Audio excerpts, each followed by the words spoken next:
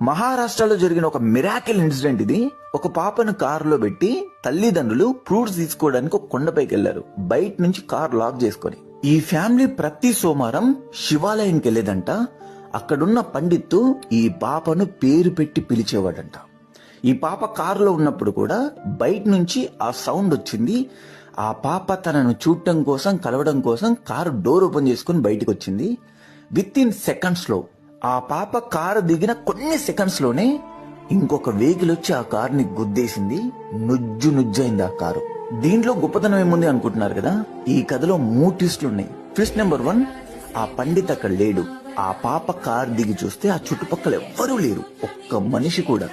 Twist number 2, ఆ car lock చేసి ఉంది, ఆ టైంకి ఓపెన్ అయింది. ట్విస్ట్ నెంబర్ 3, అసలు మొత్తం అంతా గ్లాసెస్ వేసి ఉన్నా కూడా లోపలికి సౌండ్ వెళ్ళదు, కానీ ఆ రోజు వెళ్ళింది.